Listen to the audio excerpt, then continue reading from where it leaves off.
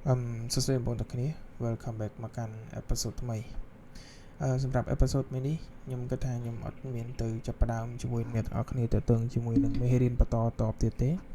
ក៏ប៉ុន្តែនេះគឺជាមេរៀនមួយដែលផ្ដោតសំខាន់ទៅលើ emotion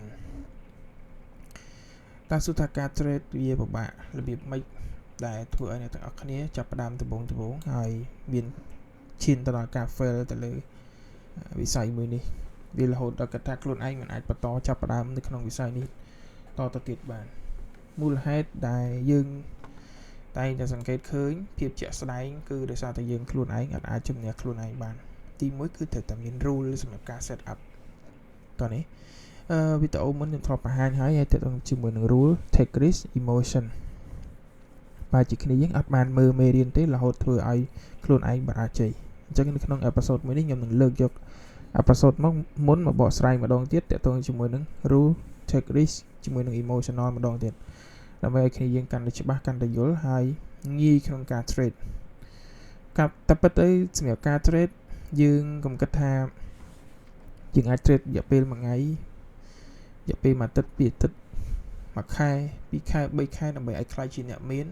ខ្ញុំគិតថាมันអាចទេដោយសារតែនៅក្នុង group នេះសិតតអ្នក build សិតតអ្នកកើតចេញពីអ្នកដែលអត់ចេះសោះឲ្យមករៀនអញ្ចឹងនៅពេលដែលយើង start up ពី0អញ្ចឹងយើងដើរពីលេខ0លេខ1លេខ2លេខ3លេខ4លេខ5រហូតដល់លេខ1000អញ្ចឹងទៅជា goal ដែលយើង set up ទុកអញ្ចឹងទៅអានោះវាជារឿងមួយដែលត្រឹមត្រូវមិនមែន start up ពីលេខ1ឡើងទៅដល់លេខ1000យកហ្មង what យើង hack មែន you know hack វាអាចទៅរួចទេតោះនេះអញ្ចឹងយើងត្រឡប់មកវិញយើងគិតខ្លួនឯងថានៅក្នុងវិស័យមួយនេះយើងគ្រាន់តែធ្វើវាដើម្បីជាប្រភពចំណូលមួយផ្នែកដើម្បីផ្គត់ផ្គង់ជីវភាពគ្រួសាររបស់យើងជីវភាពខ្លួនឯងអូខេយើងដំបូងយើងធ្វើការនៅតែធ្វើការធម្មតាយើង trade ជាការរកប្រភពចំណូលមួយដើម្បីជួយទៅដល់កម្រិតជីវភាពរបស់យើងឲ្យវាធូរធារជាងមុនទេมันអាចខ្លាយជាអ្នកមានបានទេបើសិនបើអ្នកទាំងអស់គ្នាទើបតែ start up ទៅអានេះគឺជាកលឹះមួយដែលធ្វើឲ្យវាទៅមុខក៏ប៉ុន្តែជារឿងមួយដែលទូចក៏ប៉ុន្តែយើងអត់សង្កត់ចិត្តធ្វើអាទូចនេះឲ្យបានទេ start up មកចង់បានធំចង់បានចេះចំណេញចង់បាននេះចង់បាននោះចង់បានគ្រប់បែបយ៉ាងក៏ប៉ុន្តែខ្លួនឯងអត់ចង់បានអ្វីដែលជាលទ្ធផលហើយផ្លាស់ប្ដូរមកជាការតស៊ូជាការខំប្រឹងរៀនស្វែងយល់តែគេរៀនរបៀបម៉េចគេមើលរបៀបម៉េចគេធ្វើរបៀបម៉េចអត់ទេអត់ដែលឃើញពីរបៀបអស់ហ្នឹងទេចាប់ផ្ដើមឡើងចង់ចេះចង់ trade បានលុយ trade អត់ចំណេញបោះបង់ដោយខ្លួនឯងអាហ្នឹងគឺជារឿងមួយដែលយើងបំបាក់ខ្លួនឯងបាទណាតោះនេះគេធ្វើបានយើងក៏ធ្វើបានដូចគ្នាអញ្ចឹងមូលហេតុឯបានគេធ្វើបានខ្ញុំលើកជាឧទាហរណ៍របស់ខ្លួនឯងរបស់ខ្ញុំហ្មងដែលខ្ញុំជាគ្រូរបស់អ្នកទាំងអស់គ្នាហ្នឹងគឺខ្ញុំក៏លេខទៅរៀន PD array P ស្មើនឹង premium D ស្មើ discount array នៃ ICT មានស្អីគេខ្លះដែលខ្ញុំបរៀន FVG inversion BPR imbalance opening gap តើតើ opening gap យើងបែងចែកជា2ទៀត day opening gap and week opening gap យីសួរខ្លួនឯងតើអា5ហ្នឹងយើងច្បាស់ហើយអត់យើងក៏លេខទៅឃើញអាហ្នឹងទាំងអស់អត់តោះនេះគ្រប់ time frame យើងច្បាស់ហើយអត់ពី daily រហូតទៅដល់ M1 តែយើងច្បាស់ទាំងអស់ហ្នឹងហើយអត់តោះនេះយើងច្បាស់អត់ឬក៏គ្រាន់តែចូលមកចាប់ market អូអានេះ FVG ក៏លេខមើលប្រហែលជា1ម៉ោង15នាទីទៅបានឃើញ inversion នេះចាក់ចូលអានេះទៅ4ម៉ោងទៅចាក់ចូល daily FVG ទៅចាក់ចូល1ម៉ោងនេះទៅមិន analyze មួយ time frame ហើយយើងចូលទីផ្សារមួយ time frame ហ្នឹងទេតោះនេះយើងត្រូវដឹងទាំងអស់តាក់ទងជាមួយនឹងhigh time frame មានគេ daily 4ម៉ោង1ម៉ោង OTE បើសិនអ្នកនរគ្នាចង់ OTE ក្នុង30នាទី VU ក្នុងការ OTE 15នាទី5នាទី3នាទី buy model find row buy model and sell model អញ្ចឹងនេះគឺជា rule មួយបាទតោះនេះខ្ញុំបង្ហាញពី rule មួយ plan set up ត្រូវតែចេះនេះ array up ICT ត្រូវតែចេះត្រូវតែ clear ត្រូវតែយល់មកទៅពេល buy model sell model បូកបញ្ចូលគ្នារាល់ array ទាំងអស់រាល់ tool ទាំងអស់ដូចជា smart money tool ឬក៏ SMT ថតស៊ូបប៉ុន្តែគឺថាពួកអាហ្នឹង apply ឲ្យគួរតែយកអីមកប្រាស់ array ទៀតស្គាល់ថារាល់ការ OTE ទាំងអស់សុទ្ធតែជា array អញ្ចឹងបើសិនក្នុងការនេះថា mình toàn chơi array thế cũng toàn ăn đặt lôi trade từ riêng array chứ bà toàn ấy riêng array chứ bà chắc cái nào ở cái miền plan setup ok miền plan setup miền plan setup dùng bài chữ tới ok dùng miền plan setup dùng tại tôi chúng mình đang array ở bài city miền mà mong buôn mong tới từ đừng là nó người sẽ bắt máu ở clear luôn nàyประเภท APG มาดมมันประมาณ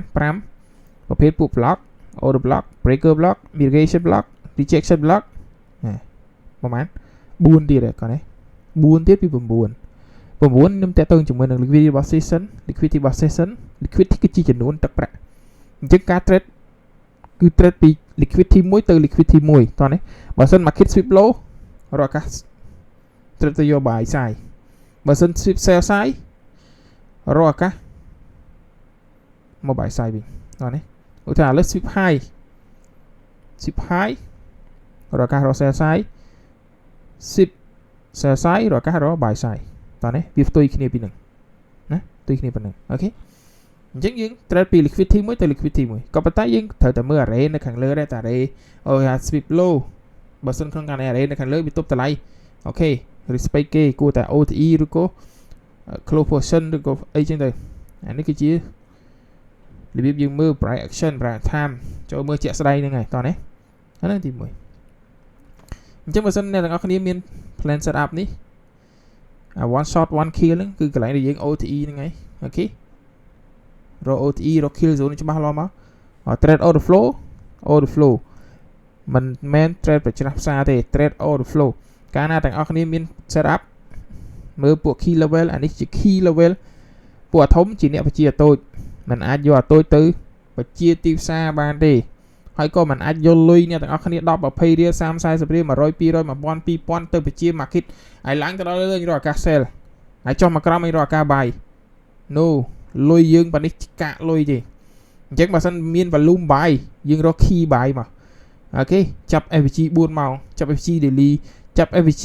1ម៉ោង30នាទី15នាទីដើម្បីរក confirm រកឱកាស buy ឡើងនៅពេលដែលវាចាក់ចូល FVG បង្កើត order block រុញឡើងឬក៏ចាក់ចូល FVG បង្កើត buy model and sell model រកឱកាស buy រកឱកាស sell នៅក្នុង price action នៅពេលដែលអ្នកទាំងអស់គ្នារងចាំមើលនៅក្នុង key ដែលអ្នករងចាំតោះនេះ key level ដែលអ្នករងចាំនៅក្នុង array នៃ ICT ទាំងអស់មក confirm trade អត់ confirm អត់ trade ចូល kill zone របស់ខ្លួនឯង Asia session London session and New York session អា3 session ហ្នឹងចាំចូល session ដំបូងខ្ញុំ trade តាក់ទងមួយ kill zone ខ្ញុំតលាក់ហើយទៀតចាំចូល Asia session ខ្ញុំ trade kill zone នឹង set up ហើយអ្នកនរគ្នាបានដូចជា episode មុនចូលទៅមើលទៅពេលវេលានៅក្នុងការ set up ខ្ញុំមានឲ្យអ្នកនរគ្នាទៀតចាំចូលពេលវេលាហ្នឹងចាំយើង trade យើងរមើលអា3 session ហ្នឹងតើខ្លួនឯងវាច្បាស់ជាមួយនឹងអា session មួយណាអា Asia session ច្បាស់ London session ច្បាស់យើង trade 2 set up អូខេ2 set up គ្រប់ target សម្រាប់ដើរលេងអាហ្នឹងគេហៅថា full time trader បើសិនជាអ្នកទាំងអស់គ្នាចង់ធ្វើជា full time trader ត្រូវតែមានច្បាប់វិន័យបែបហ្នឹងជាគ្រឹះសម្រាប់ខ្លួនឯងតោះនេះមិន level ទៅពេលតនេះដាក់លុយចូល trade មិនដឹងថាមេរៀននៅណានឹងស្អីខ្លួនឯងជាស្អីអាហ្នឹងចប់ហើយធ្វើ10ឆ្នាំទៀតក៏នៅតែប៉ុណ្្នឹងដែរយើងត្រូវចាំថាការរកស៊ីអ្នកខ្លះចំណាយពេលសង្ឃថាមួយជីវិតរកគោលដៅជីវិតរបស់ខ្លួនឯងមិនឃើញផងតែពេលអ្នកទាំងអស់គ្នាមករកស៊ីជាមួយខ្ញុំវីដេអូជាមួយខ្ញុំបង្ហាញគោលដៅអ្នកទាំងអស់គ្នាខ្ញុំបង្ហាញពីរបៀបរកលុយឲ្យអ្នកទាំងអស់គ្នាហេតុអីបានអ្នកទាំងអស់គ្នាមិនធ្វើតាមខ្ញុំសួរខ្លួនឯងកន្លែងហ្នឹងមូលហេតុអីអញ្ចឹងខ្ញុំ set up ឲ្យអ្នកទាំងអស់គ្នាហើយនេះផ្លូវខ្ញុំត្រុសត្រាយហើយហេតុអីមិនចេះដើរដោយខ្លួនឯងហេតុអីទៅបន្ទោសទៀតនៅតែបន្ទោសថាហេតុអីគ្រូខ្ញុំដើរមិនកើតមូលហេតុអីគេដើរកើតយើងដើរមិនកើតដោយសារតែយើងមិនខំប្រឹងដូចគេយើងគិតតែពីសង្កេតឬក៏មើលទៅលើលទ្ធផលដែលគេធ្វើបានមិនដែលសង្កេតទៅលើការខំប្រឹងប្រែងរបស់គេមិនមែន trade បានលុយរាល់ថ្ងៃមើលភ្នែកបើខ្ញុំខ្មៅដូចផេនណាតោះនេះទៅស្អីស្មានហ្នឹងម៉ោង1ខ្ញុំអត់ទាន់សម្រាប់ទេ looking and back testing ខ្ញុំនៅតែ back test ខ្លួនឯងខ្ញុំនៅតែបរៀនខ្លួនឯងមួយអាទិត្យខ្ញុំត្រូវតែរៀន3ដង4ដងខ្ញុំទៅធ្វើបែបហ្នឹងមកតោះនេះមិនមែនលុយធ្លាក់ពីលើមេឃស្រួលទេណា នៅក្នុងលោកនេះអត់មានលុយណាដែលធ្លាក់មកស្រួលៗទេតោះនេះអូខេ set up វាជា rule មួយច្បាប់ទម្លាប់ take risk តើតើជាមួយនឹង take risk នេះខ្ញុំនិយាយតើតើជាមួយនឹង balance take risk ហ្នឹងគឺការកំណត់ទៅលើ risk management តោះនេះ risk management នៅក្នុង risk management ហ្នឹងវាមាន risk reward អូខេអានេះខ្ញុំគាត់និយាយទៅមួយ take risk យើងត្រូវគិតពី balance ខ្លួនឯងតើ balance យើងប្រមាណ$100យើងត្រូវគិតថាឥឡូវយើងគួរតែឈរនៅលើគោលការណ៍គេ low risk entry high risk ឬក៏ medium អូខេ medium ហ្នឹងគឺពាក់កណ្ដាលឬក៏មកជុំហ្នឹងហើយ medium តែយើងលេងរបៀបម៉េច100យើងគួរដាច់មក trade ហ្នឹងបាន$50ឬក៏$30 $10អាហ្នឹងយើងជាអ្នក take ខ្លួនឯងមិនមែន account 100 John Fu Machine ទេបាទនេះឃើញខ្ញុំជន់ច្រើនមិនមែនខ្ញុំជន់បដាច់ប្រែ account ខ្ញុំ600ខ្ញុំជន់បាន20រៀល30រៀលដាច់មក trade ខ្ញុំដាច់បាន100អត់មានអីជាបញ្ហាសម្រាប់ខ្ញុំទេតោះនេះអញ្ចឹងអានេះគឺជារឿងមួយដែលខ្ញុំកំណត់លើខ្លួនឯងខ្ញុំ take risk ខ្លួនឯង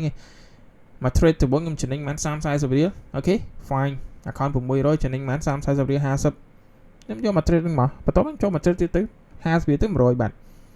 បើអត់មាន set up ខ្ញុំបានមួយថ្ងៃ100បាត់តោះនេះអាហ្នឹង balance អញ្ចឹងអា position របស់យើងនេះត្រូវ total balance នេះថាមិនជន់ full margin ហើយគ្រាន់តែមក kit កវាសចុះមកក្រោមតិចដាច់ SL បាត់ទៅវាដល់លេខមកដាច់ SL បាត់អាហ្នឹងចប់បាត់អាហ្នឹងជាស្អីគេជាលបាយមិនជាការវីដេអូទេតោះនេះត្រូវ take risk អាហ្នឹងមែនតើតែទាំងជាមួយនឹង balance ត្រូវចេះប្រមាថខ្លួនឯង balance $10 ជន់001មកគ្រាប់2គ្រាប់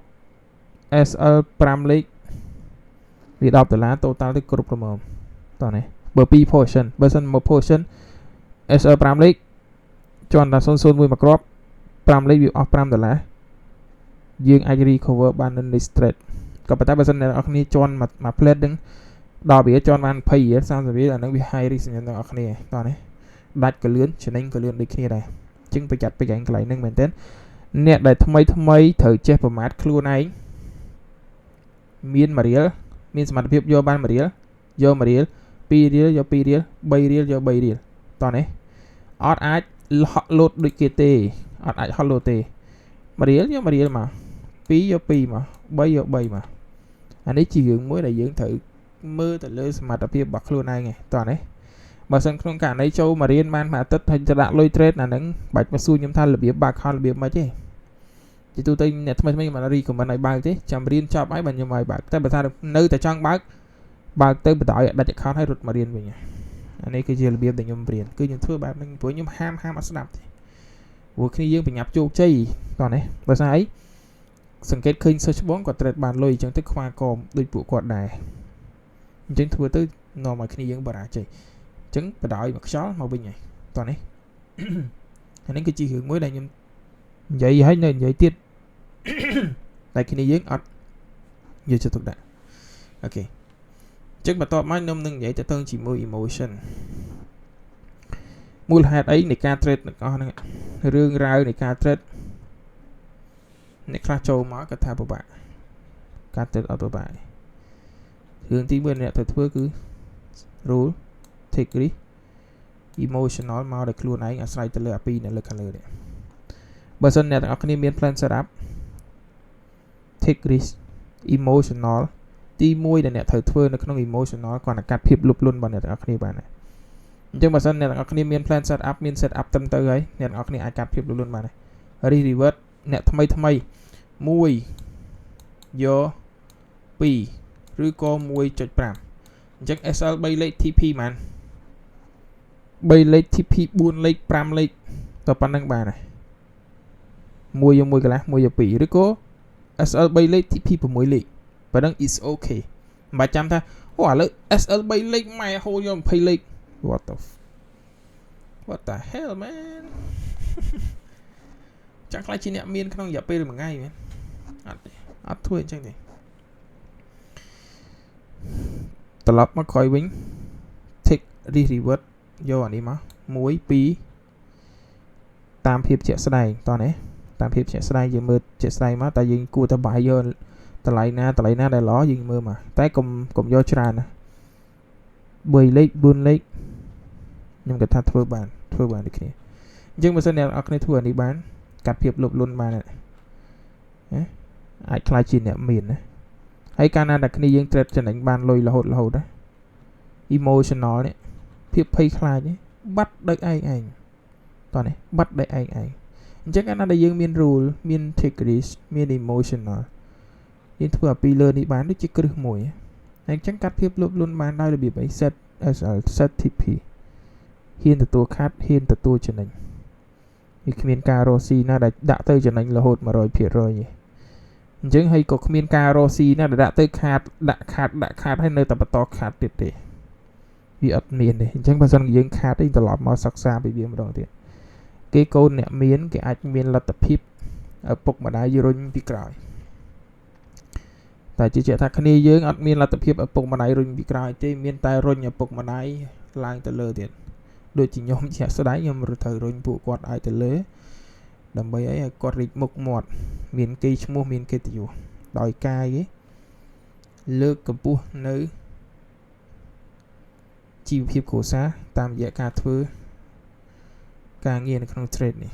តាមរយៈការ trade ដើម្បីយកលុយទៅផ្គត់ផ្គង់ពួកគាត់ជួយពួកគាត់អញ្ចឹងខ្ញុំអាចជួយពួកគាត់បានអាស្រ័យតែខ្ញុំមាន role មាន risk មាន emotional ដែរនេះខ្ញុំធ្វើទៅវាចំណេញបានខ្ញុំមានលទ្ធភាពជួយពួកគាត់អញ្ចឹងបើសិនអ្នកទាំងអស់គ្នាចង់ជួយពួកគាត់ដូចខ្ញុំដែរ back មកវិញមកមើលពីពួកអានេះឡើងវិញអារ៉េឲ្យច្បាស់អារ៉េសួរខ្លួនឯងថាអារ៉េច្បាស់ហើយនៅដឹងពីតួនាទីរបស់វាហើយនៅប្រហែលខ្ញុំគិតថាសរុបតាំង liquidity វាប្រហែលជា13 10អីហ្នឹងអាហ្នឹងគឺជាមេរៀនគ្រឹះ model ដូចជាមាន Total Sub SMT chain state ខ្ញុំកាត់ទុកទៅនេះហើយអូខេវាមានតែដូចជាមានតែប៉ុណ្្នឹងទេTotal Sub SMT market successive ហ្នឹងវានៅក្នុងអានេះអស់ហើយអញ្ចឹងនេះមាន2ទៀតថា15 yes 15វាអត់មានអីច្រើនទេ15មេរៀនណា15មេរៀនអត់ច្រើនទេណា15មេរៀនអត់ច្រើនទេអញ្ចឹងរកខ្លួនឯងឲ្យឃើញមក apply buy model sell model មកអត់ចេះសួរខ្ញុំមកអត់ចេះសួរសិស្សបងទេតោះនេះគេធ្វើបានគ្រប់គ្នាសួរគេថាមុននឹងធ្វើបានប៉ុណ្ណឹងបងខំអ្វីខ្លះកុំសួរគេថាបងចូលកន្លែងណាចំណេញវាខុសតោះនេះអាហ្នឹងដូចយើងសុំដង្ហើមគេដកអញ្ចឹងតោះនេះនិយាយថាបងមកឲ្យធ្វើមិនបានបងចំណេញបងរៀនរបៀបម៉េចអញ្ចឹងគេប្រាប់ពីរបៀបរៀនឲ្យយើងទៅរៀនឲ្យយើងទៅរកដោយខ្លួនឯងឬក៏គេបង្ហាញផ្លូវយើងឬក៏ខ្ញុំជាអ្នកបង្ហាញផ្លូវទៅកាន់គ្នាយើងតោះនេះមិនយើងសួរថាបងនេះបាយ trade មិនចំណេញ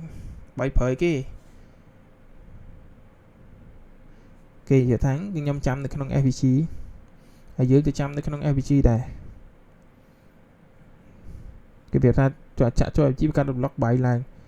មិនកើតទៅសួរថាអូអាហ្នឹងចាក់ចូល FVG រុញស្អីគេខ្លះទៀតបងមាន confirm ស្អីគេខ្លះបងសួរអាហ្នឹងពីរបៀបក្នុងការចង់ចេះចង់ដឹងអាហ្នឹងបងធ្វើទៅមុខប៉ុន្តែបើសិនបងសួរដើម្បីចង់បានផលប្រយោជន៍ពីគាត់តាមរយៈការចូល position ដើម្បីបានលុយរយៈពេលខ្លីដែលគាត់ផ្ដល់ឲ្យគ្នាយើងតាមរយៈការប្រាប់តំបន់ឲ្យអាចចូលទៅបានអាហ្នឹងគឺធ្វើឲ្យបងលិចលង់ហើយតោះនេះចឹងត្រឡប់ក្រោយមកវិញខ្ញុំបញ្ជាក់ម្ដងទៀតយើងមើល rule អញ្ចឹងនៅពេលដែលយើងមាន rule ត្រូវមាន plan set up ណាអានេះវាជាមេធៀងមួយយើងត្រូវមាន plan set up ត្រូវចេះទៅលើ array នេះ key level ទៅចេះហ្នឹងទាំងអស់ OTE នៅក្នុងនេះចេះទាំងអស់អញ្ចឹងកាលណានេះ one shot one kill ហ្នឹងការទៅ OTE របស់យើងហ៎មក session session លើ random session មក shot ទៅ one shot one kill ទេអូខេបន្ទាប់មកយើងត្រូវ take risk ដោយខ្លួនឯងតើតឹងជាមួយនឹង total balance របស់យើងណា balance យើងប្រហែល300ហ៎ត្រូវខាតប្រហែល50រៀលក្នុងមួយ trade ទេ profit មកវិញប្រហែល80ហ៎100ហ៎ធ្វើហ្នឹងបានមកតោះនេះត្រូវមានច្បាប់ទម្លាប់បែបហ្នឹងត្រូវគិតជាប្រចាំខែ mình men kích chia 100 ngày kích chiaពេលនៅក្នុងការ trade អាចខ្លាយ $1000 អាចខ្លាយជា $10000 มันអាចធ្វើជាអញ្ចឹងបានទេតែគាត់ថាអូឥឡូវនៅក្នុងខែហ្នឹងខ្ញុំគួរតែយកប្រហែលពី forex ដើម្បីដោះស្រាយជីវភាពខ្ញុំនៅខាងក្រៅបាន$300ក្នុងមួយខែអញ្ចឹង$300យើងចែកមកមួយថ្ងៃប៉ុន្មាន$15 $15 10ថ្ងៃវា150 20ថ្ងៃវា300បាទមួយខែត្រូវបាន22ថ្ងៃវា330$15ខ្ញុំគិតថាអ្នករៀន easy money មែនតើប៉ុណ្នេះ$15ក្នុងមួយថ្ងៃ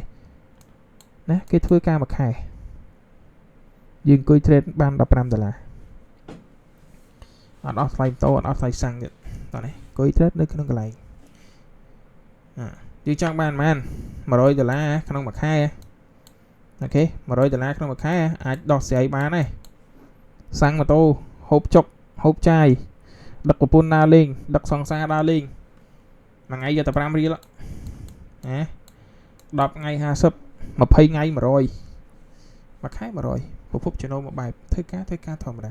នៅពេលដែលយើងធ្វើរយៈពេលប៉ុន្មាន1ឆ្នាំ2ឆ្នាំឬក៏6ខែ start up ពី6ខែមករហូតដល់1ឆ្នាំ2ឆ្នាំ3ឆ្នាំខ្ញុំមិនជឿថាគ្នាយើងរកមួយថ្ងៃមិនបាន$50ក្នុងមួយថ្ងៃទេខ្ញុំធ្វើបានរយៈពេល1ឆ្នាំខ្ញុំធ្វើបានមួយថ្ងៃពី$150ខ្ញុំ start up មួយ trade រយៈពេល1ឆ្នាំតិចតួចទេខ្ញុំធ្វើបាន2ខែខែ8ខ្ញុំធ្វើបាន$4500ឥឡូវខែ9នេះខ្ញុំធ្វើបាន$6500ឥឡូវទៅ20ប្រហែលថ្ងៃហ្នឹងខ្ញុំធ្វើបាន$6000ពេលខ្លះក៏ច្រើនពេលខ្លះក៏តិចអាស្រ័យលើទីផ្សារជាក់ស្ដែងច្រើនណាស់មិនលេងសើចទេណាពីមុនធ្វើការមួយខែ300វេទនាចង់ងាប់ធ្វើការតាំងពីញើសពីក្បាលធ្លាក់មកដល់ក្តិតអាចអត់បានទេ300អាហ្នឹងចាប់បញ្ញាបត្រហ្នឹងណាបាន250មានលុយបណ្ណើតិចតួចអើយវេទនាណាស់អូខេអញ្ចឹងអានេះបើយើងឃើញលុយនៅលើមេឃហើយយើងសួរខ្លួនឯងតើយើងមានសមត្ថភាពទៅចាប់វាបានទេបើសិនមិនទាន់មានទេ back មករៀនវិញមកនៅជាមួយខ្ញុំបើសិនអ្នកនរគ្នាថាមិនឃើញផ្លូវទេអ្វីដែលអ្នកទាំងអស់គ្នាបាញ់ឲ្យខ្ញុំដើម្បីបង់ថ្លៃរៀនខ្ញុំបង់ឲ្យគ្នាវិញតោះនេះប៉ុន្តែបើសិនគ្នាយើងថាអូដោយសារតែខ្ញុំអត់រៀន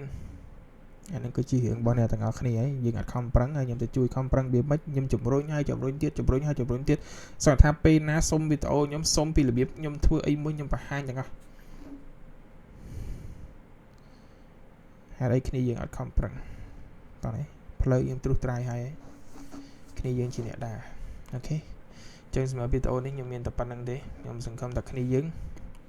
ជប់មានអារម្មណ៍មួយថាខ្លួនឯងបាក់ទឹកចិត្តដោយសារអីខ្លួនយើងមិនទាន់វាយឈ្នះខ្លួនឯងតើនេះអង់គ្លេសគេហៅថា U vs U ខ្លួនឯងជាមួយនឹងខ្លួនឯងអ្នកជាមួយនឹងអ្នកខ្លួនឯងដូចកញ្ចក់មួយហ្នឹងត្រូវឆ្លោះពីខ្លួនឯងតែខ្លួនឯងមានស្អីតោះនេះត្រូវ check មើលខ្លួនឯងបែបហ្នឹងបានអភិវឌ្ឍខ្លួនឯងតែគិតថាថ្ងៃស្អែកយើងគួរថាអភិវឌ្ឍអីគេលើខ្លួនឯងមិនមែនចេះតែរ៉េ2 3ហើយទៅចាប់ចូលទីផ្សារបានទេព្រោះ market សង្កត់ថាឲ្យរត់ទៅរួចអត់ផុតពី ICT ទេរត់អត់រួចទេនៅក្នុង market ជាក់ស្ដែងរត់អត់រួចទេហើយខ្ញុំប្រាប់តាំងពីរបៀបមើល candlestick and candlestick price action buy model sell model array ICT ទាំងអស់ premium and discount ខ្ញុំបរៀនទាំងអស់ហើយមើលហើយធ្វើអត់បានខ្ញុំក៏ចេះអន់ចិត្តដែរនៅពេលដែលខំប្រឹងបរៀនគ្នាយើងប៉ុណ្ណឹងហើយគ្នាយើងនៅទៅថាមានអ្នកខ្លះ fail ដាច់ account រៀនមិនទាន់បាន3ថ្ងៃបងរៀនមិនទាន់បានមួយទឹកផងរៀនមិនទាន់បានមួយ account មកលូពីថាដាច់ account យើងដូចជាกระดาษសមួយចឹងគ្រាន់តែមានអីមកប្រឡាក់តិចហើយយើងអន់សម្ពូនចិត្តដោយសារអីប្រែប្ដូរឬក៏ផ្លាស់ប្ដូរពណ៌របស់យើងតាំងពីសរហូតមកខ្មៅយើងដូចជាកូនក្មេងមួយដែលលូពីភាពលំបាកតិចតួចចឹងតោះនេះអូខេអញ្ចឹងបើសិនជាបងខ្ញុំគិតថាគាត់ធ្លាប់លំបាកគាត់មានភាពចាស់ទុំប្រហែលជាគាត់ស៊ូជាមួយនឹង forex រួចតែអ្នកថ្មីខ្ញុំគិតថា ទៅមុខមិនរួចដោយសារតែខ្លួនឯងជាអ្នកបង្អាក់ដំណើរខ្លួនឯងមុជជ្រៅទៅមិនឆ្ងាយខ្លួនឯងនឹងហើយជាអ្នកធ្វើឲ្យខ្លួនឯងទៅមិនរួចអូខេអញ្ចឹងឈប់ទៅធ្វើសំណង់ធម្មតាទៅមិនបាច់ចាំមករៀនទៅអីទៀតធ្វើសំណង់ធ្វើរោងចក្រទៅធ្វើស្អីធ្វើទាំងទៅឲ្យតែបានលុយយកកម្លាំងយើងទៅធ្វើទៅបើយើងគិតថាបញ្ញាដែលរៀនប៉ុណ្ណឹងពិបាកអញ្ចឹងយើងទៅធ្វើសំណង់ឬក៏ធ្វើអីទៅស្រួលធ្វើទៅអូខេអរគុណច្រើន